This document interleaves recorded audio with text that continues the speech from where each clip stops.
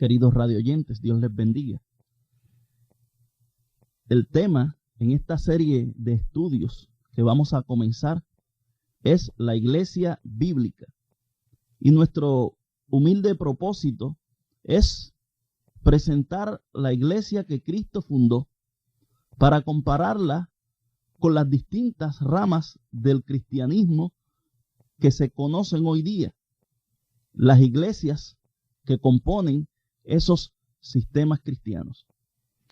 Amados, queremos llevar a cabo este estudio por medio de una serie de preguntas que nos han hecho muchas personas a través de los años y que muchos se hacen todavía a sí mismos acerca de la iglesia de la Biblia y las muchas iglesias que existen en el mundo moderno. Las respuestas las vamos a basar siempre en el texto inspirado de la Biblia, como también, cuando necesario, en hechos históricos y los credos de las distintas iglesias. Estaremos formulando preguntas bien específicas, quizás bien directas, pero lo hacemos con el único ánimo de descubrir a la luz la verdad de Dios acerca de la iglesia que Cristo fundó, de la cual es la cabeza. Él es también su Salvador, conforme a Efesios el capítulo 5. No se trata, amados, de atacar a las iglesias. Tampoco queremos caer en el error de contender por ganar una discusión. Lo único que queremos hacer es resaltar a la iglesia de la Biblia y glorificar al fundador de la iglesia, y ayudarnos a todos nosotros a conocer esa iglesia de Dios, a la cual realmente todo creyente debe pertenecer para tener esperanza de vida eterna. Así que esperamos que ninguno de ustedes se ofenda, se escandalice al escuchar que nombramos a ciertas iglesias, que señalamos algunos términos referentes a las iglesias y el cristianismo hoy día. Todo se hace con el único propósito de presentar la verdad de Dios. Y pedimos que ustedes oren por nosotros también al desarrollar nosotros este estudio sobre el tema, la iglesia bíblica. Lo primero que vamos a hacer es definir unos términos. La iglesia, la palabra iglesia, hermano Juan, ¿qué quiere decir? Como usada en el Nuevo Testamento, por ejemplo, en Mateo capítulo 16, en el verso 18, donde el Señor Jesucristo dice: y yo también te digo que tú eres Pedro, y sobre esta roca edificaré mi iglesia, y las puertas del Hades no prevalecerán contra ella. En ese sentido que el Señor lo dice, es en un sentido de pertenencia. Él, el Señor Jesús, el Hijo de Dios, iba a establecer, iba a fundar su iglesia, que le pertenece a Él. Esta iglesia no es sino el cuerpo, podríamos decir el grupo de personas que son obedientes a sus mandamientos, porque hay que ser obedientes a los mandamientos del Señor Jesús para poder llamarse sus discípulos. En Mateo capítulo 28, versos 19 y 20, dice la Escritura: id por el mundo, hacer discípulos en todas las naciones, bautizándolos en el nombre del Padre, del Hijo y del Espíritu Santo, y enseñándoles todas las cosas que yo os mando a hacer. Las palabras de Jesucristo. En otras palabras, es el grupo de personas que se bautizan para el perdón de sus pecados y que también siguen la doctrina, o sea, la enseñanza de Cristo al pie de la letra. Al escuchar esta definición de la palabra tal y como usada en la Biblia, le animamos, estimado amigo, a pensar no en las iglesias de hoy día, y si usted ya pertenece a una iglesia, que no piense en la definición de la palabra en términos de su iglesia, la a la cual pertenece, sino que trate de pensar objetivamente en la palabra iglesia, tal y como usada en la Biblia. Los llamados a salir del mundo, a dejar el pecado y a entrar en plena comunión con el Señor. Usted habrá escuchado muchas veces la palabra secta, indudablemente, y también la palabra denominación. A veces se habla de las sectas cristianas. Por favor, hermano Juan, que nos traiga definiciones de estas palabras. Secta, secta cristiana, denominación. La palabra secta o la frase secta cristiana, pues la palabra secta, según el diccionario de uso del español, son unas doctrinas religiosas consideradas erróneas. En otras palabras, es una división del cristianismo. El cristianismo, la iglesia de Cristo, la iglesia que presenta la Biblia, es la iglesia verdadera. Y una secta es una derivación, o sea, algo que ha salido de ahí, sin duda, que se ha desviado de ahí, que le cabe la palabra división. La otra palabra, denominación, el mismo diccionario de uso del español, dice que es un nombre aplicado a una cosa que no corresponde exactamente a lo que la cosa es. O sea, se parece, pero es diferente. Interesante. Nombre aplicado a una cosa que no corresponde exactamente a lo que la cosa es. ¿La iglesia bíblica qué es? Se compone de todos los creyentes arrepentidos y bautizados. ¿Denominación qué cosa es? Se compone de creyentes que no cumplen con las condiciones que establece la Biblia para ser la iglesia verdadera. Se compone de personas que tienen creencias en cierto credo, quizás, ciertas tradiciones religiosas, no en toda la Biblia. Y basan muchas de estas creencias también en sus opiniones personales, pero no estrictamente en el pleno sentido de la palabra, en lo que la Biblia enseña. De ahí la palabra denominación. ¿Hay alguna diferencia entre secta y denominación? No creo que haya alguna diferencia, sino que son sinónimas. Cuando uno estudia los dos términos, se está hablando de lo mismo. Me he dado cuenta de que al hablar con personas de distintas creencias, personas que pertenecen a distintas iglesias, la palabra secta como que ofende. Porque reconocen que la palabra secta es una división. Sin embargo, no les gusta que le digan, ustedes son tal secta, pero sin embargo les gusta que le diga, ustedes son tal denominación. Y al fin y al cabo se está hablando de lo mismo. De una división. De una división del cristianismo. De parte de algo, parte del cristianismo. En el Nuevo Testamento, ¿se identifica como secta la iglesia que Cristo fundó? Hay dos versos en donde sí se hace alusión a la iglesia de Cristo como una secta, pero hay que ver el contexto de lo que en verdad está sucediendo. Por ejemplo, en Hechos 24, en el versículo 5, se trata de ponerle un sello a la iglesia de Cristo, diciendo la secta de los nazarenos. ¿A qué se debe el que ocurra que se le llame secta a la iglesia del Señor?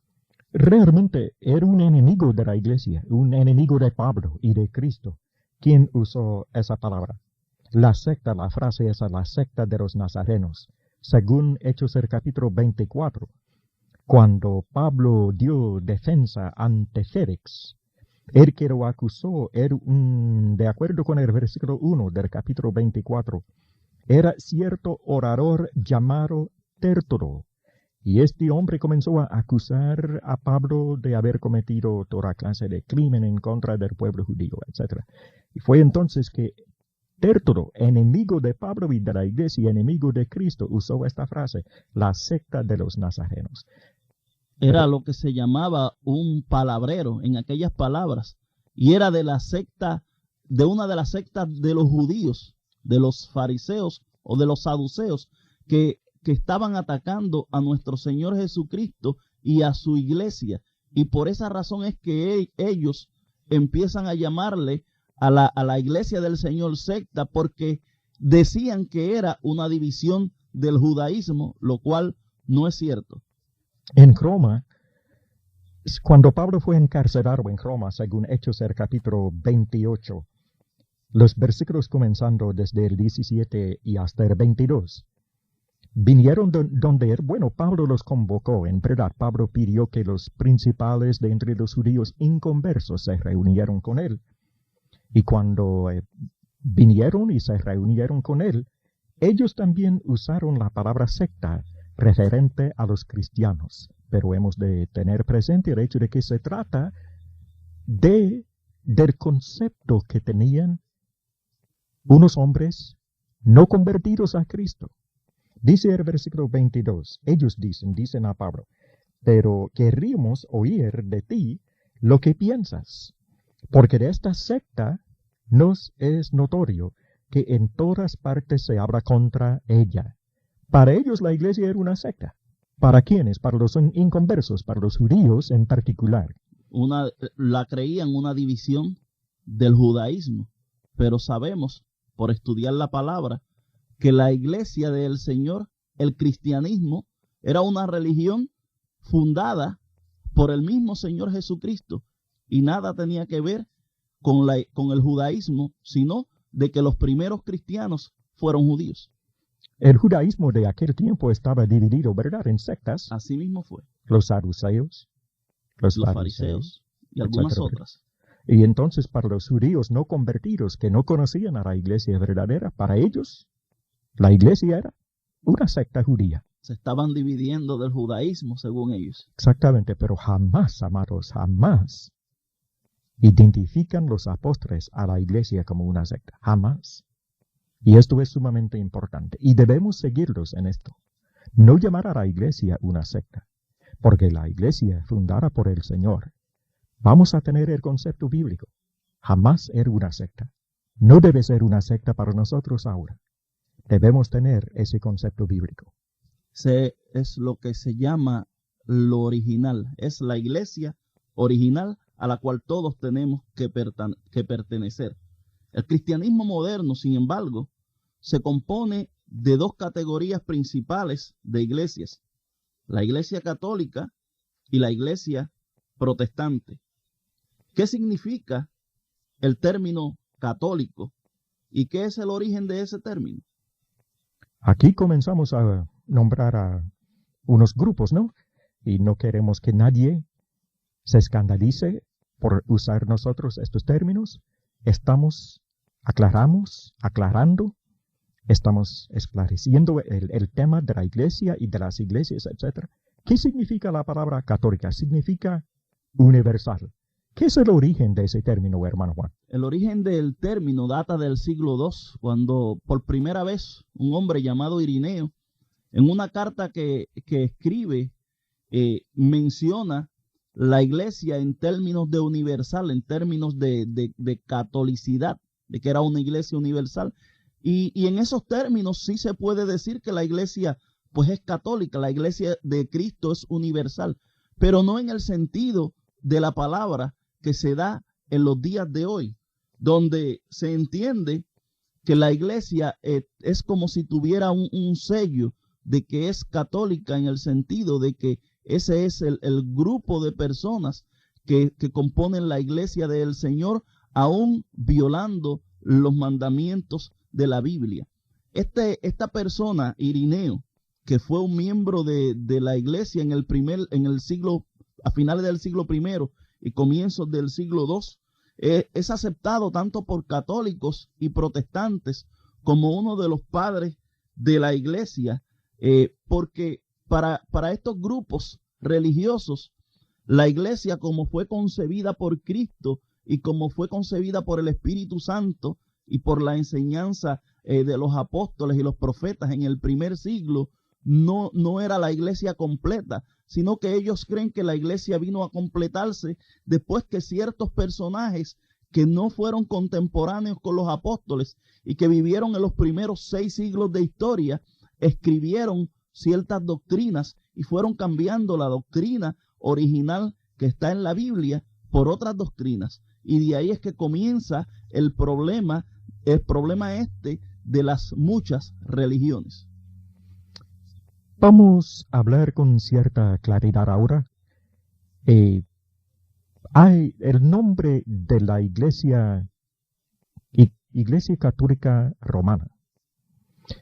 La palabra católico quiere decir universal. Entonces, en el nombre de la Iglesia Católica Romana aparece el nombre de un solo lugar, una sola ciudad, Roma. Roma, porque ahí fue donde fue fundada esa iglesia. Como que hay alguna contradicción de términos en el mismo nombre. ¿En qué sentido? En el sentido en que si nosotros vamos a definir los términos, pudiéramos entonces leer Iglesia Universal Romana. Y eso es una contradicción. O es romana o es universal. Interesante. Y esto no es para lastimar a nadie, a nuestros amigos de dicha iglesia que nos están escuchando. Solo queremos analizar objetivamente todo esto relacionado con la iglesia bíblica y las iglesias de hoy día. Vamos a la palabra protestante. Protestante, ¿qué quiere decir esa palabra y qué es el origen de ese término? Protestante viene de la raíz que protesta, una persona que protesta. El origen de esta palabra fueron los movimientos de cambiar unas cosas que estaban mal dentro de la Iglesia Católica. El movimiento surge mayormente de obispos de la Iglesia Católica que tenían acceso a la Biblia. Y al leer la Biblia, ellos veían que la Biblia contradecía unas enseñanzas que la Iglesia Católica Romana daba como por la doctrina de Cristo como la voluntad de Dios. Y estas personas comenzaron a tratar de que la Iglesia Católica se reformara y que volviera a la Biblia. ¿Y qué sucede? Pues la Iglesia Católica los bota de la iglesia, los tilda de herejes y los llama protestantes. Eso sucedió más o menos para el siglo XV, aunque la historia en realidad nos enseña que muchos protestaron desde unos cuantos siglos antes. Pero lo que tenemos históricamente que podemos comprobar es que desde el siglo XV en adelante son llamados aquellos que no estaban de acuerdo con la secta católica, son llamados protestantes.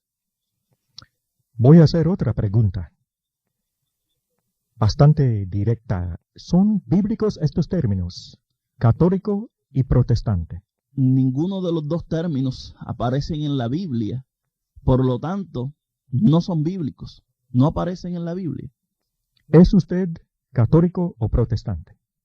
Este servidor, ni católico ni protestante. Pero tiene que ser o el uno o el otro, según el concepto que tienen todo el mundo de la iglesia. O se es católico o se es protestante. Según el concepto que tienen las personas hoy día, que tienen esa mentalidad que la iglesia siempre tiene que tener un sello. Es como si esto fuera un mercado de pollos y que unos tienen que ser de una marca y otros tienen que ser de otras. Pero si usted va a la Biblia, el único término bíblico y el único término que este servidor quiere usar para identificarse como discípulo del Señor es cristiano. Así que usted es cristiano. Yo soy cristiano como los apóstoles fueron cristianos, porque ¿era Jesús católico, apostólico y romano? ¿Fue Pablo católico, apostólico, romano? ¿O protestante? ¿O protestante? ¿Pedro fue católico o protestante? La Biblia no enseña nada de eso. Ninguno de los apóstoles, ninguno de los cristianos en el primero y en el segundo siglo ni fueron católicos ni fueron protestantes, fueron meramente cristianos. Amados, ¿podemos entender esto sin prejuicios? Es tan claro y tan, realmente, voy a decir, tan lógico para este servidor. Y bonito también en el sentido de que concuerda perfectamente con la lógica y con la revelación divina. Usted puede ser cristiano, debe ser cristiano. Debemos repudiar el nombre católico en este sentido religioso particular. Debemos también repudiar el nombre protestante. De igual forma, ninguno de los dos es bíblico. Ninguno de los dos se debiera usar para identificarnos. Si es así, hermano Juan, entonces, ¿cuáles términos se usan en la Biblia para identificar a la iglesia y a los miembros de la iglesia? Pues se usa el término iglesia sin añadir la palabra católica, sin añadir la palabra protestante. Por eso es que cuando leemos en Mateo 16, 18, Jesucristo dice: estableceré mi iglesia, su iglesia. También en la primera de Corintios, en el capítulo 1, en el versículo 2, hay otro término con que es descrita la iglesia del Señor. Primera de Corintios, capítulo 2, cuando el apóstol Pablo escribe esta carta, le dice a la iglesia de Dios que está en Corinto, a los santificados en Cristo Jesús, llamados a ser santos con todos los que en cualquier lugar invocan el nombre de nuestro Señor Jesucristo, Señor de ellos y nuestro.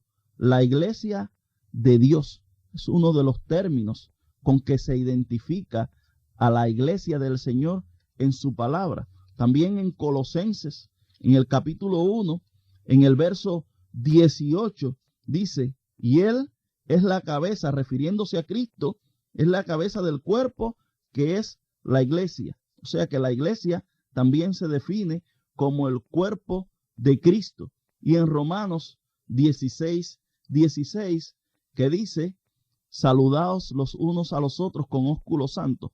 Os saludan las iglesias de Cristo. Ese es el otro nombre que usa la Biblia, términos bíblicos para la iglesia de Cristo, el cuerpo de Cristo, la iglesia de Dios o llanamente la iglesia del Señor.